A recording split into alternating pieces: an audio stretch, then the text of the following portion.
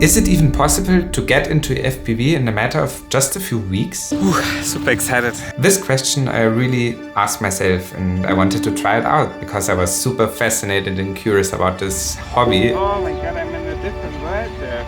Because everybody's saying it's super difficult, but actually the barrier to start this hobby is quite high. That's horrible. We need to cancel the project. It's just not as easy as starting with a DJI drone where everything's a little bit automated. You gotta do everything by yourself.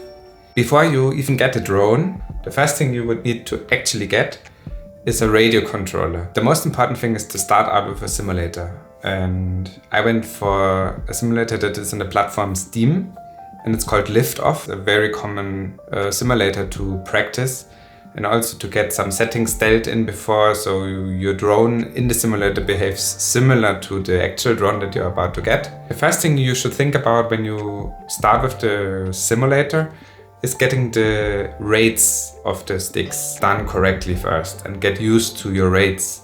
The rates are basically how much the drone will react to your controller input. So if you push the stick a little bit and the rates are really high, it will create a big impact on how the drone turns.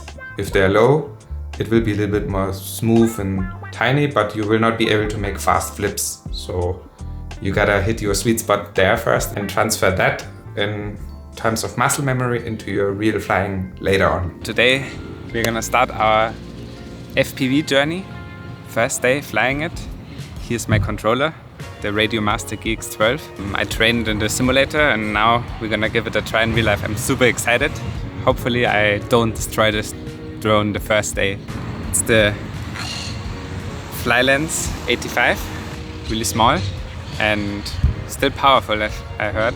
So we need to be extra careful with it. It has these battery straps and we need to exchange them. There's 3 batteries. The 550, 750 and 1000 milliamperes. DJI O4 Pro. We're gonna rip this battery. 550 ATC. And I have them in this LiPo bags, so nothing goes wrong. Also I'm new to using the batteries. These are a little bit more, you need to take care of them, not like the DJI batteries where you just charge them and nothing can go wrong, you know?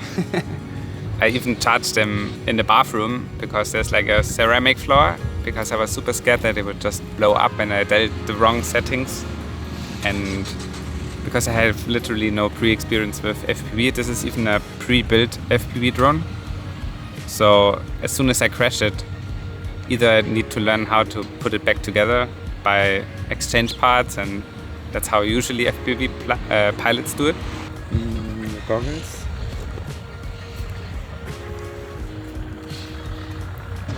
Woohoo! Nah.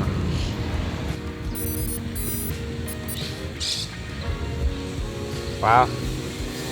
Connected it the first time. I'm already sweating here. It's like I didn't even start.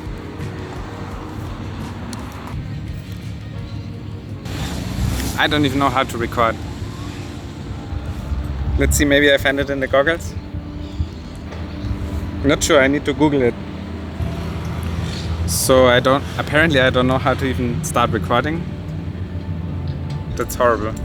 We need to cancel the project.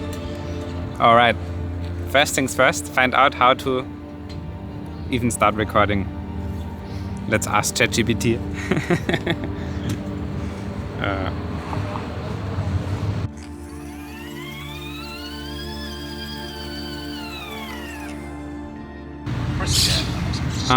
There, it's hidden. It's hidden. You need to scroll down on the joystick. The first battery, I already am down to 7.6 volts, which is already really low. I can fly it until 7 volts, which is like not much left. So with the first battery, literally I'm just gonna try to get up in the air, hover, and get ready with like arming the drone and seeing how it reacts, how the rates are. The rates are basically how fast it reacts to my inputs on the controller. I'm gonna go back, place the drone. So time for takeoff.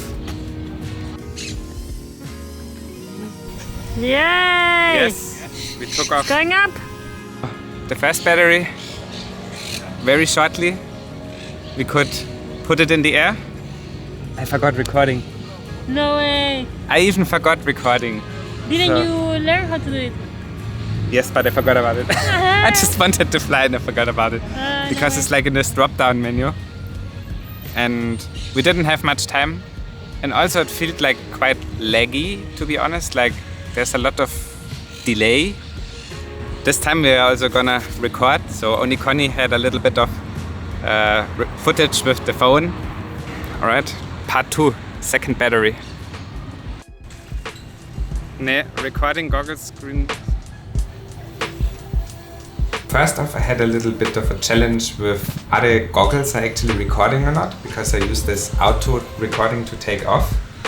And just after starting in, I noticed that holding the height, the altitude, is really difficult and it always went up and down. So there I decided a little bit to give it some altitude, to remove myself a little bit from all the objects around, all the little trees, and even flying over the first trees, just to get some distance off the ground and not being in the danger of crashing directly in the first tree or bush. But obviously the challenge would be to get lower, fly a little bit closer to the ground, also get the altitude handling done correctly. There was really interesting to check out seeing myself from another perspective. Wow, it's awesome. So that's the first time I actually had this kind of perspective of myself, which is very bugging your mind in the moment.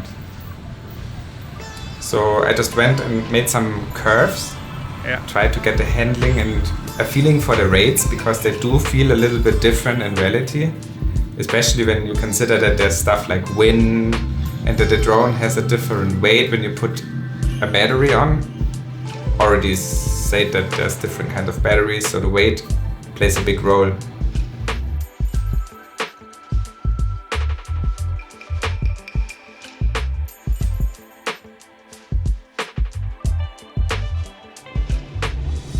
Yeah. So I just crashed. It's a very difficult place to start. Oh my god, I'm sweating, that's for sure. So we use this battery. Let's switch to a 750. It will give us also more flight time, so some more time to explore the park. I got kind of used to the delay a little bit. Officially it should give us like 5 minutes flight time. And I saw that you can even set some timers when it says, 5 minutes passed, you should like land. Ready for the next battery. The takeoff was already a little bit more smooth, didn't punch out very hard, but still struggling to keep the same height. As you see, I almost touched the ground and then afterwards shoot up and almost into the tree. So this is a thing that you just need to get used to and practice it as often as possible to keep the same altitude. And therefore your stick needs to go up and down always a little bit, doing some micro adjustments. You can see already also that flying curves, you need to handle your throttle really well, because going in a curve will mean that one side of the drone dips a little bit and you need to push more out to keep the same altitude. Also flying in a sunny park like this, it's really beautiful, and every little movement, it's super exciting the first time you get into the air. And also this excitement of not crashing into anything, avoiding permanent danger, gives you quite an adrenaline rush.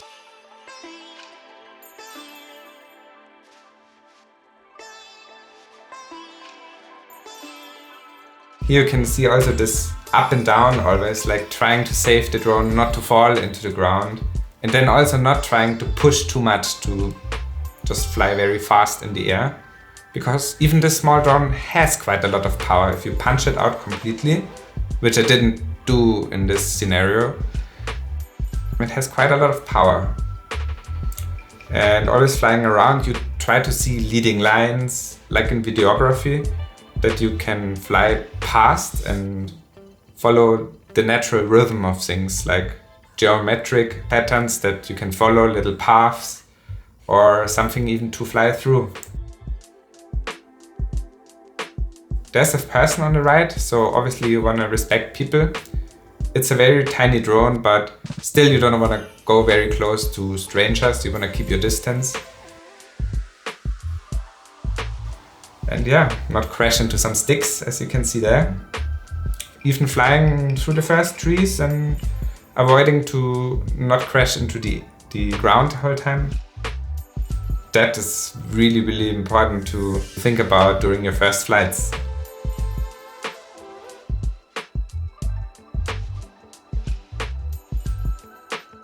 Practice, practice, practice, and it will automatically become smoother. And in the beginning you're a little bit like you don't know where to go and you're just cruising around a little bit without a direct target. Like you could plan out beforehand where you want to go or if you have a challenge ahead. But in the beginning I would say it's very good to just try to keep it in the air, try not to crash into anything, and get the feeling, the handling for it before trying crazy stuff.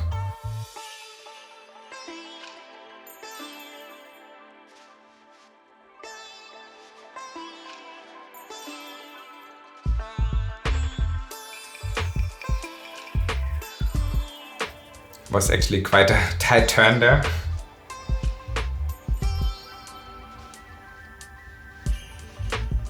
And here in the end you can see the landing. It's actually one of the most difficult parts to get it really soft on the ground. It was super exciting to get this little drone in the air and fly around in the park and get some first impressions on how FPV flying actually feels. We already took it out to several locations around in Malaga and the surroundings, and it was super exciting, and you should definitely subscribe because there's way more coming. Thanks for watching the video and see you in the next one.